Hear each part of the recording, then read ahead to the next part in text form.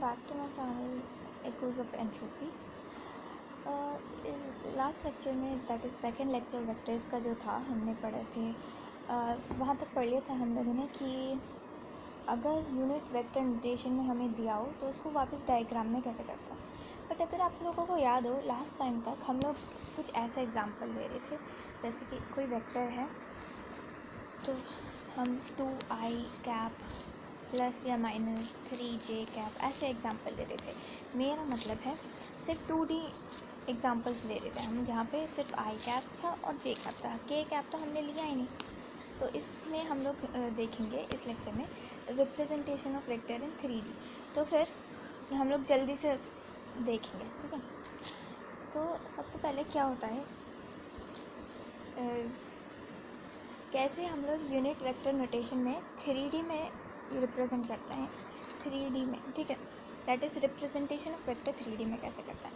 तो बहुत बेसिक है. क्या करेंगे, देखो जैसे कि हमारे ये एक है, तो सबसे पहले तो हम लोग ऐसे कोई भी इसकी वैल्यू लिख लेंगे, pxi plus pyj cap and pz k cap. तो आपको पता है कि ये आई कैप यूनिट वेक्टर होता है एक्स में, ठीक है. दैट इज़ ये दिखा रहा है यूनिट वेक्टर कि एक्स में डायरेक्शन है हमारी, और ये जे कैप दिखा रहा है वाई में डायरेक्शन, और के कैप दिखा रहा है जेड में डायरेक्शन. ये पढ़ लिया था हमने लास्ट क्लास में, ठीक है. तो सेम करना था, मतलब बस ऐड कर देना के कैप का उसके मैग्नीट्यूड के साथ ऐसे करके, ठीक है ना. 3 4 जो भी मैग्नीट्यूड है, ठीक है, ऐसे करके. तो ज़्यादा कुछ था नहीं इसमें. तो लेकिन अब वैल्यू हम कैसे ढूंढेंगे. वैल्यू हम इसकी जो रिजल्टेंट पूरा, अगर रिजल्टेंट मैग्नीट्यूड ढूंढनी है, सोचो पी वेक्टर, तो पी वेक्टर की रिजल्टेंट मैग्नीट्यूड ढूंढनी है, दैट इज़ टोटल में क्या आएगा. तो वो हम ढूंढते हैं under root of square, under root of addition. Under root हम करेंगे सारे सम का. किसके सम का, sum of squares of all the coefficients जो भी थे हमारे. जैसे ऊपर हमने लिखा था P X I Q I cap plus P Y J cap plus P Z K cap. तो ये जो पी जेड पी वाई और पी एक्स है, ये इसके कोफिशिएंट्स हैं, तो इनको हम स्क्वायर कर देंगे इसमें, ठीक है ना, और ऐड कर देंगे पी वाई का स्क्वायर. इवन नेगेटिव में वैल्यू अगर होगी तो वो पॉजिटिव में बदल जाएगी स्क्वायर करके ना, इसलिए. तो ये हमारा बेसिकली आता है. पूरा कर दिया सारा, कोई नहीं. तो हम लोग इसको ऐसे भी रिप्रेजेंट कर सकते हैं, p equals under root A square plus B square plus C square. ये सारे जो हैं ये कोफिशिएंट्स हैं, समझे. तो बस यही दिखाना था. एनीवेज, अब एक इम्पॉर्टेंट चीज़ आती है जिसको हम कहते हैं डायरेक्शनल कोसाइंस. ये डायरेक्शनल कोसाइंस बेसिकली क्या होता है. ये डायरेक्शनल कोसाइंस कुछ नहीं होता है, ये बस हमें बेसिकली डायरेक्शन देता है. एक्चुअली अगर बात करें तो ये डायरेक्शनल कोसाइन जो है ना, हमें एंगल्स देते हैं. इनके थ्रू हम एंगल्स निकाल सकते हैं, और अल्टीमेटली एंगल्स क्या देंगे, हमें डायरेक्शन देंगे, ठीक है. तो हम लोग पहले दिखाती हूँ मैं कॉस थीटा एक्स. तो ये जो एक्स में जो बन रहा है एंगल वो देता है, ठीक है ना. एक्स में मतलब थीटा एक्स का मतलब मैं आपको बताती हूँ कि जो एंगल बन रहा है एक्स एक्सिस और रिजल्टेंट के बीच, ठीक है. रिजल्टेंट हमारा मान लेते हैं आर है या पी है, जो भी आप नाम दें उसको, वो बन जाता है. तो रिजल्टेंट और एक्स एक्सिस के बीच में जो एंगल होता है उसको हम ये थीटा एक्स कहते हैं, या फिर हम अल्फ़ा कह सकते हैं उसको, ठीक है, अल्फ़ा. और जो वाई एक्सिस और रिजल्टेंट के बीच एंगल बनता है उसको हम बीटा कहते हैं, या फिर हम इसको कहते हैं थीटा वाई, ठीक है ना. और तीसरा थीटा होता है, वो होता है थीटा जेड. ये क्या होता है समझ गए होंगे, जो किसके बीच में बनता है, रिजल्टेंट और जेड एक्सिस के बीच में. इसको हम गामा भी कहते हैं इस एंगल को, ठीक है ना. तो या फिर आप थीटा एक्स बोलें, ठीक है, या फिर आप इसको, कोई नहीं. क्या होता है directional cosines.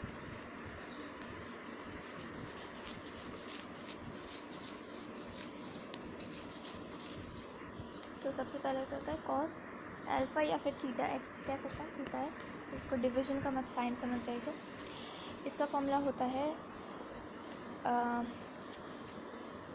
A x by ए यहाँ पे मैंने दिया है नाम, या फिर एक्चुअली मुझे ये वाला लेना चाहिए था, जैसे मैंने एग्जांपल लिया था पी एक्स अपॉन पी, ठीक है ना।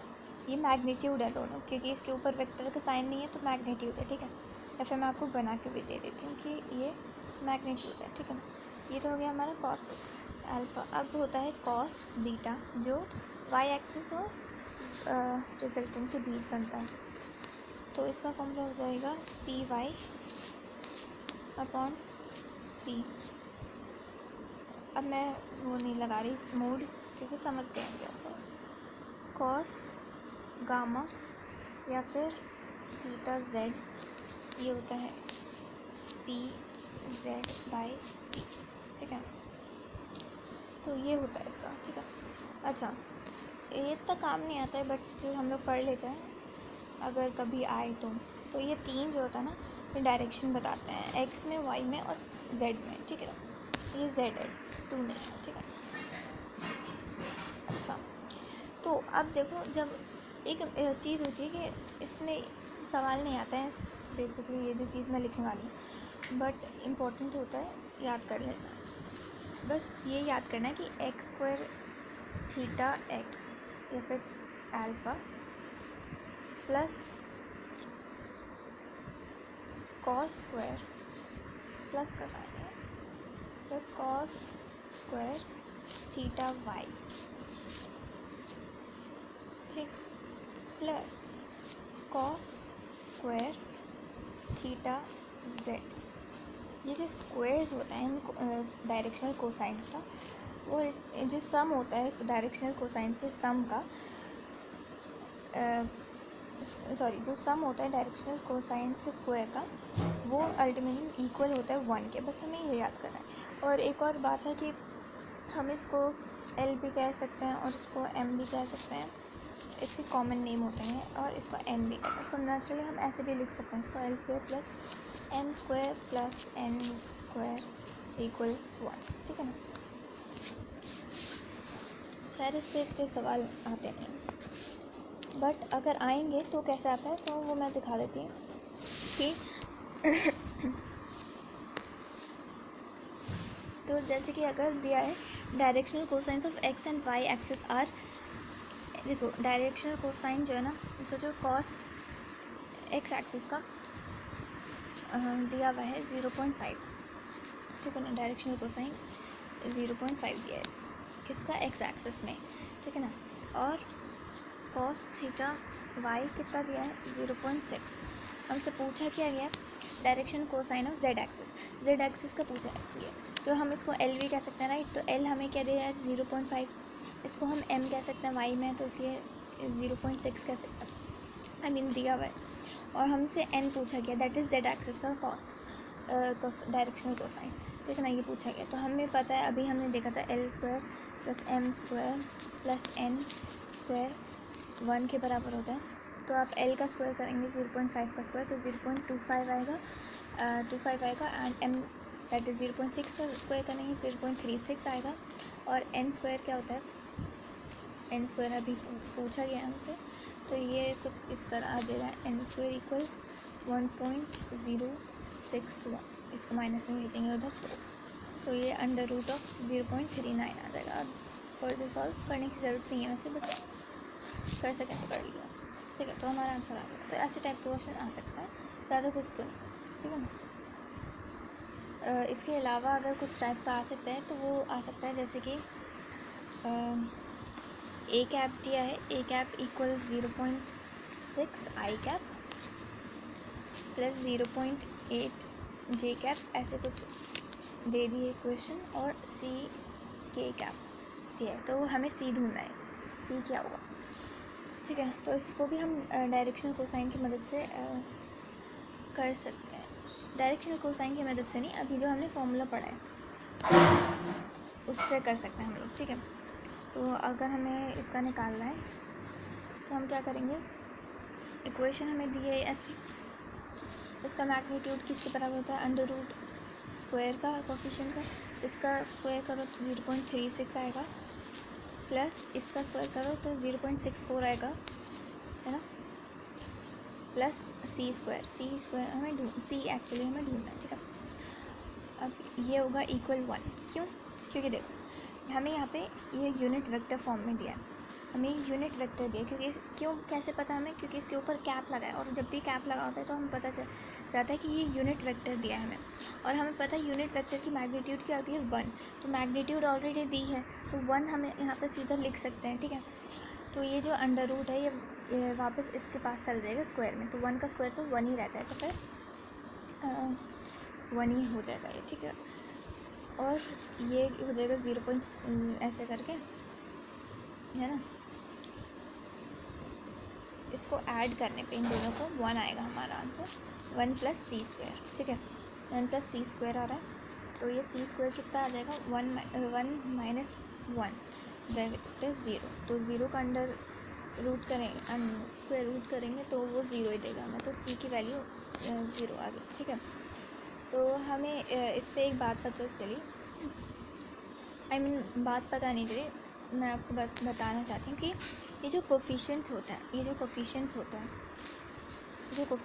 है इसके वेक्टर्स के, वो अपने आप में ही डायरेक्शनल कोसाइंस होता है, ठीक है ना, ये बताना चाह रही थी मैं, दैट इज़ इनका स्क्वायर 1 ही आएगा, ठीक है ना।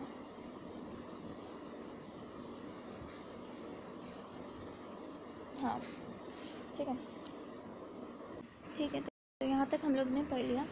अब हम लोग क्या करेंगे, हम लोग मैथमेटिकल ऑपरेशन सीखेंगे विथ वेक्टर्स, ठीक है। तो वेक्टर्स के मैथमेटिकल ऑपरेशंस कैसे करते हैं वो हम सीखेंगे। तो सबसे पहले हम लोग सीखेंगे एडिशन कैसे करते हैं वेक्टर्स का, एडिशन, ठीक है। एडिशन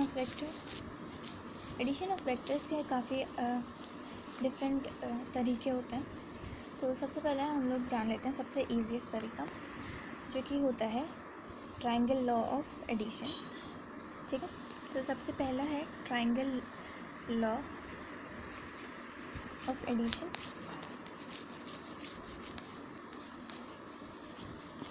ठीक है, तो इसमें क्या होता है ना, इसमें सोचो एक वेक्टर है वो इस डायरेक्शन में जा रहा है, मानो ईस्ट, और दूसरा एक वेक्टर है वो जा रहा है may be north east, right, north east जा रहा है, मैं ऐसी दे रही हूँ एग्जाम्पल।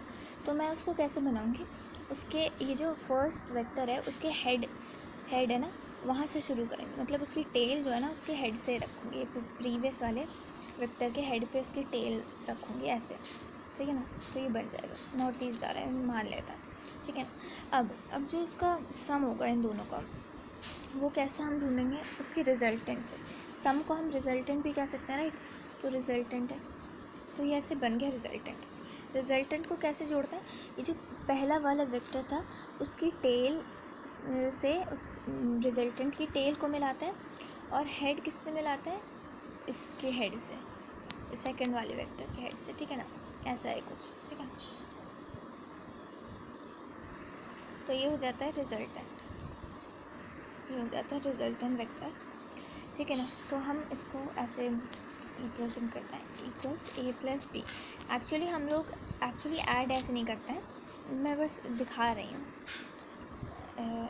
कि इस रिजल्टेंट का मतलब क्या होता है, ठीक है ना। अब इससे निकलेगा कैसे, वो कैसे पता करें, तो देखो क्या है ना, एक्चुअली इसको है ना हम लोग ग्राफ पे रिप्रेजेंट करते हैं, ग्राफ इसको बनाना हम ग्राफ पे, मतलब इसको बनाते हैं ओरिजिनली ग्राफ पे हैं, कि ग्राफ पे जितने ब्लॉक्स होते हैं ना उसी के हिसाब से हम इस वेक्टर्स की लेंथ लेते हैं, जैसे ए वेक्टर और बी वेक्टर है तो वो क्वेश्चन में गिवन होगी, उसी के हिसाब से हम ग्राफ पे बनाएंगे।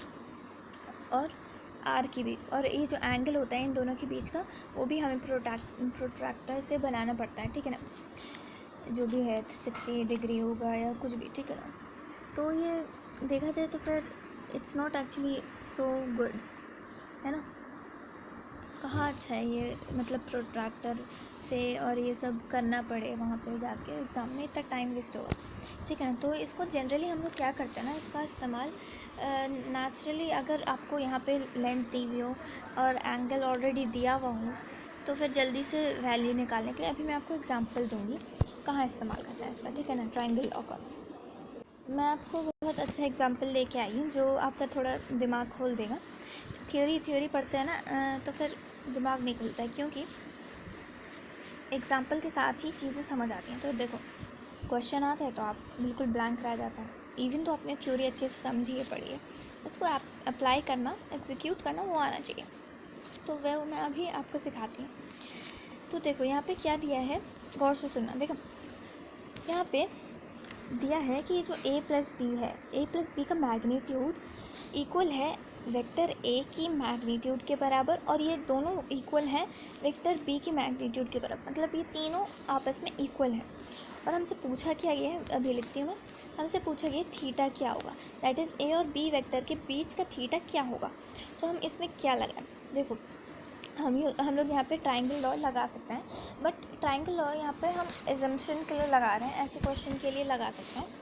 सारे क्वेश्चन जैसे कि अगर मैग्नीट्यूड मैग्नीट्यूड पूछी हुई आपसे, कोई भी लेंथ पूछी हुई आर वेक्टर की, तो बेहतर है ना लगाएं। अगर तीनों या दोनों दी हुई हैं और ऐसे क्वेश्चन थीटा वगैरह का पूछा हो तो हम कर सकते हैं इसको यूज़, बट बेहतर रहेगा क्योंकि हम फॉर्मूला से करें क्योंकि वो जल्दी वाला है। बट ऐसे अगर क्वेश्चन आ जाए तो हम लगा सकते हैं ऐसे टाइप के क्वेश्चन, ठीक है ना।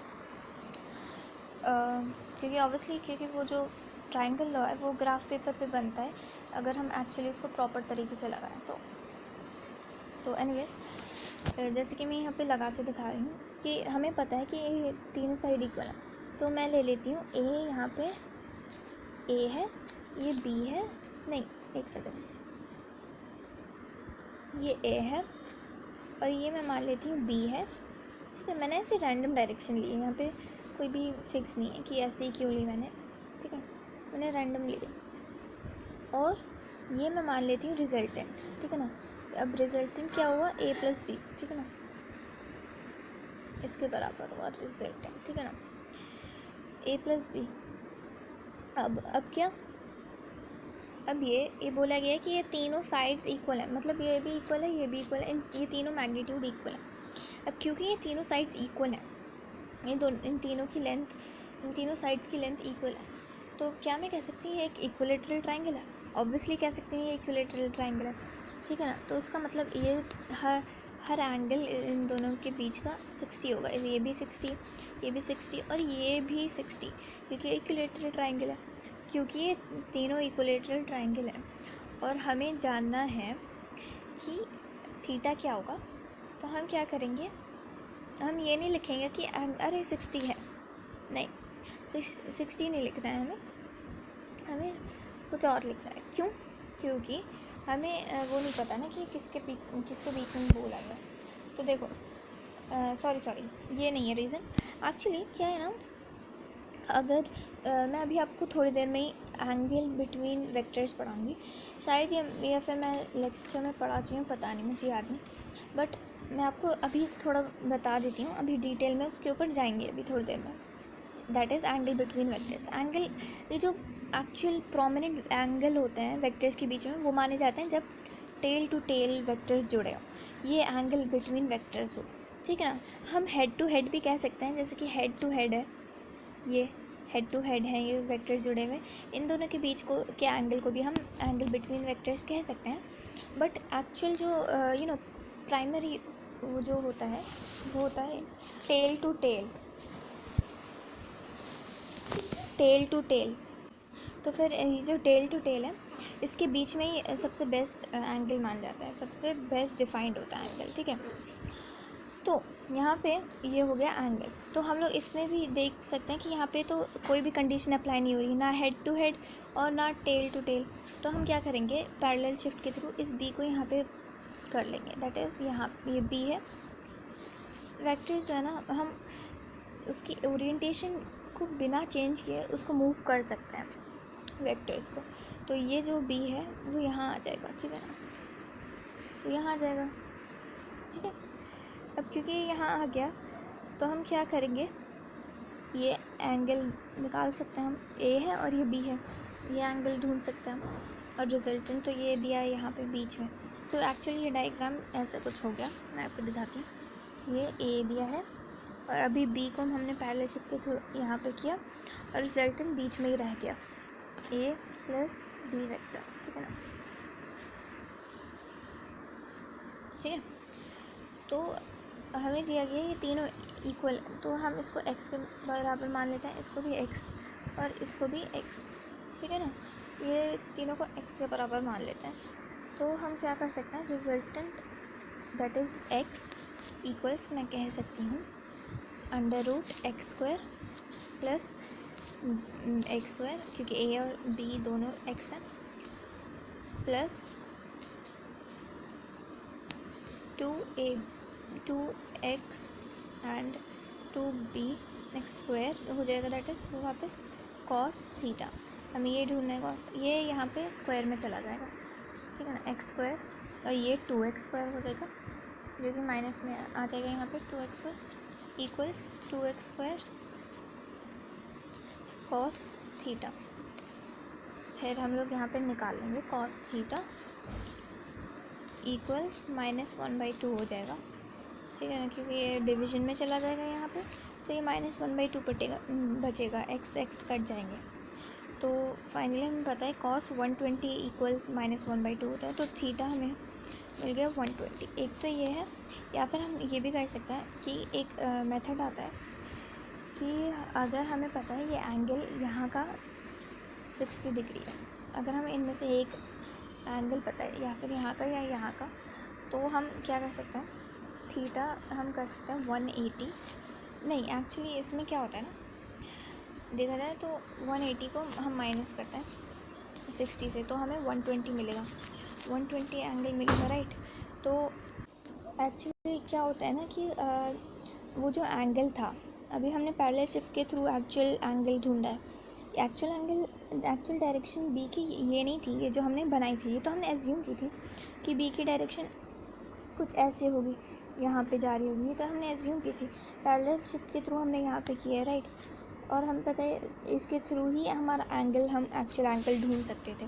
तो ये तो हमारा ऐसे ही झूठा वाला एंगल था 60 डिग्री, तो ये जो 60 डिग्री झूठा एंगल को हम 180 से माइनस कर देते हैं, हमें एक्चुअल एंगल मिल जाता है 120 डिग्री, ठीक है ना, ऐसा कुछ होता है। ऑलराइट, तो ये तो हमारा हो गया, ये तो हमारा ट्रायंगल लॉ हो गया। अब हम लोग सोचो अगर हमें दो से ज़्यादा वेक्टर्स ऐड करने होते तो हम क्या करते, मोर देन 2 वेक्टर्स के लिए, मोर देन 2 वेक्टर्स के लिए हम क्या करेंगे, मोर देन 2 वेक्टर्स के लिए हम करेंगे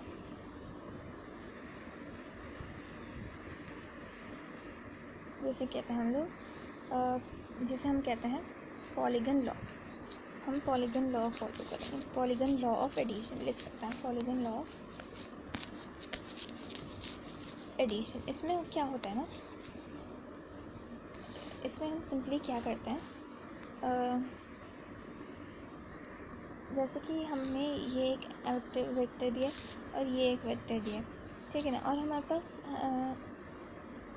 एक और वेक्टर आ गया, तो हम उसको भी ऐसे ही सेम तरीके से ऐड करते हैं कि यहाँ टेल उसकी पिछले वाले वेक्टर के हेड के ऊपर अपनी टेल रखते हैं और ऐसे ले चलते हैं, और हम ले चलेंगे उसको जब तक एंड ना आ जाए, मतलब सोचो ये बी है तो ये सी है फिर डी, सोचो हमारे पास 4 ही वेक्टर्स थी, तो यहाँ पे यह एंड हो गया।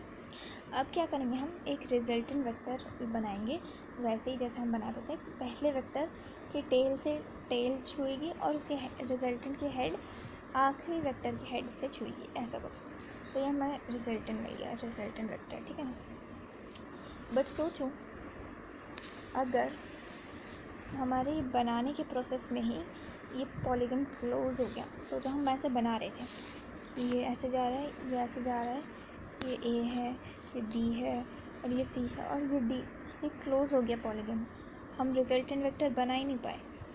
तो हम क्या करेंगे, तो क्या होगा, तो ये होगा कि हमें पता चल गया कि रिजल्टेंट इसका ज़ीरो है, क्योंकि ऑब्वियसली, ठीक है, और रिजल्टेंट 0 है तो इसका ऑब्वियसली कोई डायरेक्शन नहीं होगा, तो हेंस ये इसका हो जाएगा, ठीक है। और तो ये हमें बस बताना था थोड़ा सा, ठीक है। अच्छा, अब कुछ स्पेशल केसेस हैं जो हम पढ़ेंगे। अब ये स्पेशल केसेस क्या मतलब मेरा इसका मतलब है कि यू नो जैसे कुछ केसेस होते हैं वेक्टर्स के बीच के एंगल के, कुछ एंगल है तो ये होगा, ये एंगल है तो ये होगा, ऐसा कुछ, तो वो हम देखने वाले हैं। तो ये एडिशन ऑफ वेक्टर्स में ही आता है, ये पार्ट एडिशन ऑफ वेक्टर्स का ही है।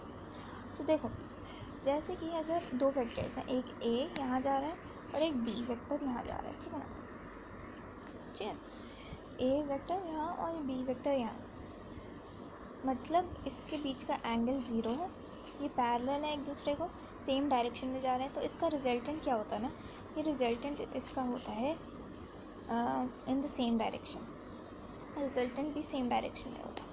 और वैल्यू क्या होगी रिजल्टेंट की, सिंपली a प्लस बी। ये हमारी आसानी के लिए होता है कि हम इसमें भी अगर वो फार्मूला लगाएं जो फार्मूला मेथड होता है, अभी हम सीखेंगे भी, बट मैं आपको पहले आई थिंक एक क्वेश्चन में यूज़ करके दिखा चुकी हूँ क्या होता है उसका, a square plus B square plus 2ab cos theta, है ना, तो बस वही है।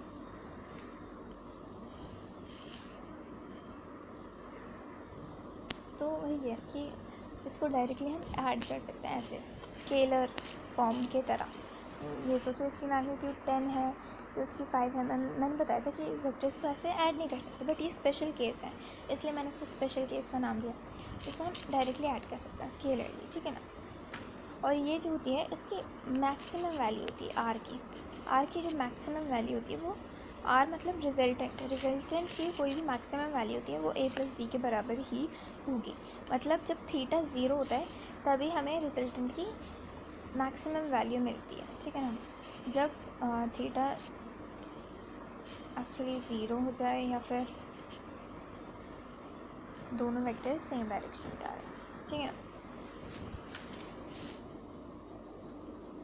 मैक्सिमम रिजल्टेंट, इसको लिख सकते हैं आप आर मैक्स करके, ठीक है, आर मैक्स, ठीक है।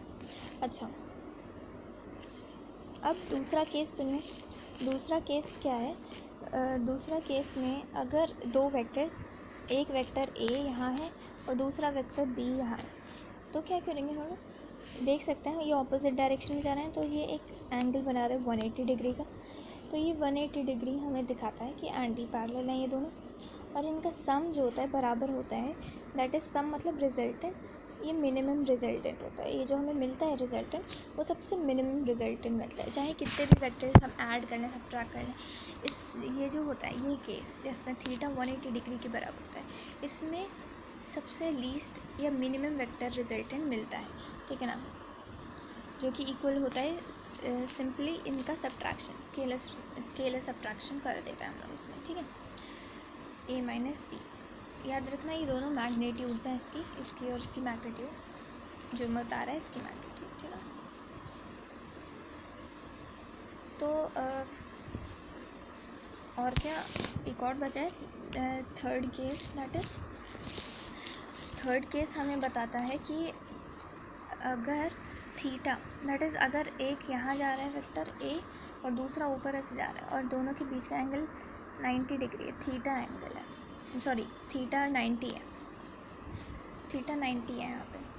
तो यहाँ पे वेक्टर्स परपेंडिकुलर है, तो ये जो आर होगा, आर इसका सिंपली क्या होगा, ए स्क्वायर प्लस बी स्क्वायर के बराबर होगा इसका आर, ठीक है ना।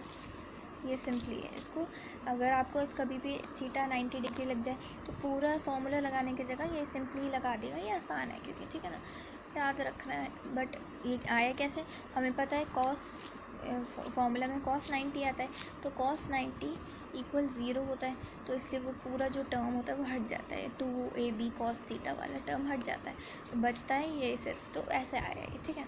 ज़्यादा कुछ इसमें कुछ वो नहीं है, कॉन्सेप्ट समझने की बात है बस, ठीक है ना। तो ये तो हमारे स्पेशल केसेस हो गए।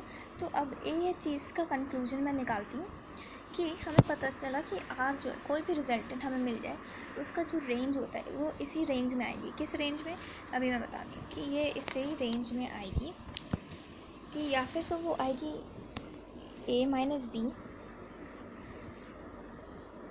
के मैग्नीट्यूड के बराबर या उससे बड़ी, या a प्लस बी से कम या उसके बराबर। ठीक है, ऐसे ये है उसका रेंज, ये आपको याद रखना है। ठीक है ना, इसी रेंज में रहती है रिजल्टेंट की वैल्यू। फाइन, तो हमें ये पता चल गया। ठीक है, तो अब फाइनली थोड़ी बहुत बात कर ली हमने लॉ की। अब हम लोग एक और लॉ पढ़ लेते हैं, जो अभी हम पढ़ने वाला है लॉ, वो भी इतना इस्तेमाल नहीं करते हैं हम लोग, बट उसका है यूज़। तो फिर स्कूल में तो है एटलीस्ट, बट इतना यूज़ नहीं होता है जैसे कॉम्पिटिटिव लेवल के एग्ज़ाम में, नीट वगैरह में, क्योंकि ऑब्वियसली इसको भी हम ग्राफ पेपर पे बनाते हैं और ऑब्वियसली ग्राफ पेपर हमें अवेलेबल नहीं होता है एग्ज़ाम में, तो कैसे करेंगे। ठीक है, तो जल्दी से हम देख लेते हैं। इस लॉ का नाम है पैरेललोग्राम लॉ।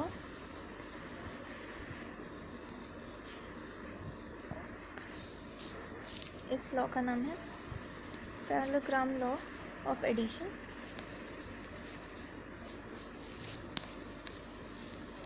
ठीक है,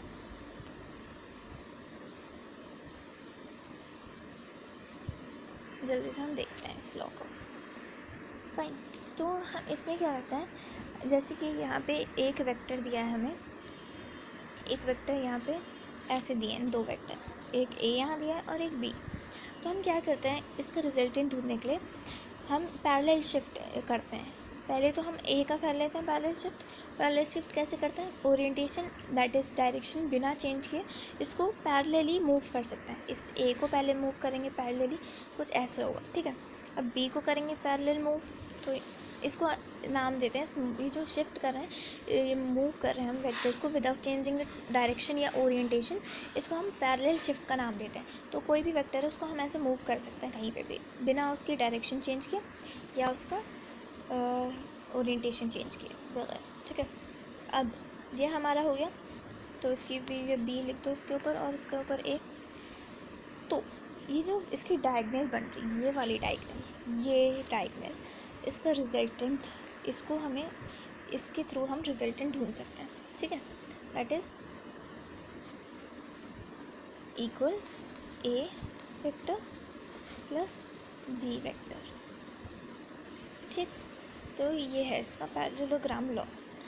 ठीक है, इसका यूज़ हम लोग देखेंगे कहाँ करते हैं कहाँ नहीं, बट अभी तक यही जानना है हमें क्या करते हैं। ठीक है, और अगर ए माइनस बी पूछा होता तो हम क्या करते हैं, ए माइनस बी ढूंढने के लिए R equals A minus B, तो हम क्या करते, तो हम करते ये जो दूसरा वाला है इसको थोड़ा सा छोटा कर देती हूँ मैं,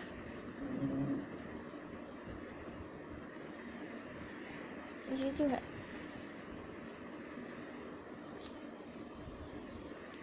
ये आर वेक्टर है। अब ये जो है दूसरा डायगोनल है, वो जो है हमें ए माइनस बी देता है, ए माइनस बी, और ये बड़ा वाला क्या दे रहा है हमें, ए प्लस बी। ठीक है, कुछ ऐसा हो रहा है ये। ठीक है, तो ये वाला जो वेक्टर है ए और बी जो यहाँ से शुरू है, तो ये तो ए प्लस बी रिजल्टेंट देगा, और ये दूसरा जो डायगोनल रिमेनिंग है वो ए माइनस बी देगा। सिंपल ऐसा ही है। ठीक है, तो ये तो हो गया हमारा पैरेललोग्राम लॉ। ठीक है, वैसे पैरेललोग्राम के थ्री केसेस समझ लो, या फिर कह सकते हैं हम तीन तरीके के पैरेललोग्राम बना सकते हैं तीन डायरेक्शन से। जैसे कि एक तो हो गया ये हमारा ऐसा वाला, यहाँ के तरफ मुड़ रहा है, तो इसके लिए ये जो हमारा ग्रेटर डायगोनल है ये हमें सम देता है। हमेशा हमेशा याद रखना, पैरेललोग्राम को जो लॉन्गेस्ट या फिर ग्रेटर डायगोनल होता है वो हमें सम देता है, दैट इज़ रिजल्टेंट देता है ए प्लस बी का, ए प्लस बी ये देगा हमें बड़ा वाला डायगोनल, ये याद रखना। ठीक है ना, और ये छोटा फिर ए माइनस बी दे देगा। ठीक है, और अब ये तो हो गया। इसके अलावा हम इसको हम ऐसे भी बना सकते हैं, ऐसे कभी कभार बना देते हैं लोग ऐसे कि ये इसका जो इंक्लाइनेशन है इस तरफ जा रहा है लेफ़्ट साइड को, तो क्या होता है इसका बड़ा डायगोनल यहाँ आ जाता है, a+b बना देता है, और ये जो छोटा वाला a-b दे देगा फिर हमें, ठीक है ना। तो ये तो हमारा पैरेललोग्राम लॉ ऑफ एडिशन हो गया। इस पर हम क्वेश्चंस कभी वीडियो में करेंगे जब पूरी क्वेश्चन वाली वीडियो आएगी। एनीवेज, तो अब हम देखेंगे vector addition by formula. That is formula होता है एक, जो मैं आपको एक क्वेश्चन में दिखा भी चुकी हूँ एक्चुअली, बता भी चुकी हूँ कि जैसे कि हमारा ये हो गया a वेक्टर और ये हो गया b वेक्टर, ठीक है, और उसका रिजल्टेंट ये हो गया r वेक्टर, ठीक है। अब और जो एंगल दिया है इन दोनों के बीच में वो थीटा है, ठीक है, थीटा में मान रहे हैं, ठीक है। अब ये जो एंगल बन रहा है इसके साथ, इसको हम अल्फ़ा कह देंगे और इसको हम बीटा कह देंगे, ठीक है। ए के साथ जो रिजल्टेंट एंगल बना रहा है वो अल्फ़ा है, और जो बी के साथ आर रिजल्टेंट बना रहा है वो बीटा है, ठीक है। अच्छा, अब हमें फॉर्मूला देखना है, वो होता है आर इक्वल्स आर। हमने ऐसे खाली क्यों लिखा है, हम ऐसे भी लिख सकते थे, मैग्नीट्यूड को तो कैसे भी लिख लो, है ना, ऐसे भी लिख लो, या फिर मैंने अभी जैसे बताया मोड लगाओ और ऐसे भी लिख सकते हैं, ठीक है। R equals A square. अब इस पे भी वेक्टर का क्यों नहीं लगाया, क्योंकि ये सारी मैग्नीट्यूड्स बता रही हूँ मैं, ठीक है। मैग्नीट्यूड की वैल्यू लिखेंगे इसमें, A square plus B square plus 2ab cos theta. Theta में कौन सी वैल्यू डालेंगे, जो ए और बी के बीच में जो एंगल बन रहा है ना, ये वाला, ये इसकी वैल्यू लिखेंगे हम इसमें कॉस थीटा में, ठीक है। तो ये हो गया हमारा फॉर्मूला, ठीक है, इसको याद कर लेते हैं। दूसरा फॉर्मूला जो इम्पोर्टेंट होता है टैन अल्फ़ा का। ये हमें डायरेक्शन बताता है एक्चुअली कि रिजल्टेंट की डायरेक्शन ए वेक्टर से कितने इंक्लाइनेशन पे, ऐसे हम बता सकते हैं, डिस्क्राइब कर सकते हैं, ठीक है। तो इसका फॉर्मूला हो जाता है B sine theta by A plus B cos theta. ऊपर हमेशा साइन थीटा था, नीचे कॉस थीटा, ठीक है। और टैन बीटा का क्या हो जाएगा, इसका उल्टा मतलब ए के बी की जगह ए आ जाएगा यहाँ पे, A sine theta upon B plus A cos theta, ठीक है ना। अब जिस पे भी ये जो ट्रिग्नोमेट्रिक फंक्शंस लगे हैं वो तो ऐसे ही है, बट जो खाली लिखा हुआ है, मैं ट्रिक बता रही याद करने के। कई बच्चे कंफ्यूज हो जाते हैं कि ये फॉर्मूला किसके लिए होता है, एंगल जब बन रहा होता है ए के साथ या बी के साथ तब। तो देखो, जब भी ये वाला जो है ए या बी, जब जो भी वेक्टर की मैग्नीट्यूड खाली बैठी है without any trigonometric function with it, वो जो है उसके साथ ही एंगल बन रहा है। जैसे इसमें टैन अल्फ़ा मतलब रिजल्टेंट एंगल ए के साथ बना रहा है, तो ए जो खाली बैठा है उसके साथ ही बनाएगा, तो ऐसे समझ। और वैसे यहाँ पे बीटा कौन सा एंगल हो गया, वो एंगल जो रिजल्टेंट बना रहा है बी के साथ, तो बी खाली बैठा है बी के साथ बनाएगा, ऐसे समझ लो, ठीक है। तो इससे याद भी हो जाएगा फॉर्मूला एंड कन्फ्यूजन भी नहीं होगी, ठीक है। तो बस यही था वेक्टर ये फॉर्मूला, जो इसमें जिसका इंतज़ार था काफ़ी देर से, कब आएगा अब आ गया,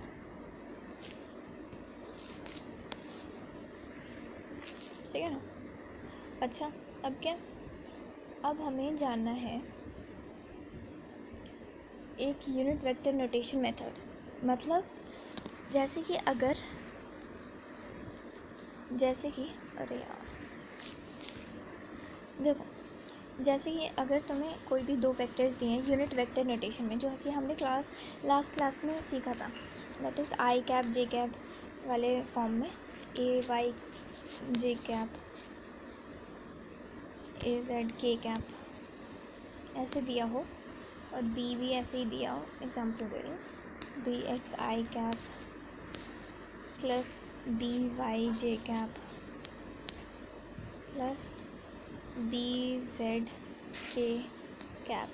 तो हम इसमें क्या करते हैं ना, इसमें हम ये करते हैं कि इसको सिंपली ऐड कर सकते हैं हम लोग, दैट इज़ रिजल्टेंट हमें चाहिए, तो हम सिंपली इसको ऐसे ऐड कर सकते हैं। ए एक्स या करना आई कैप वाले को आई कैप के साथ ही रखना है, तो बी एक्स ये कोफिशिएंट्स हैं, ठीक है, और आई कैप लगा दो यहाँ पे, प्लस बी ए Y plus B Y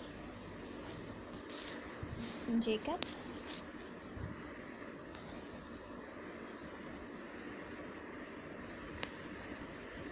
B Y J cap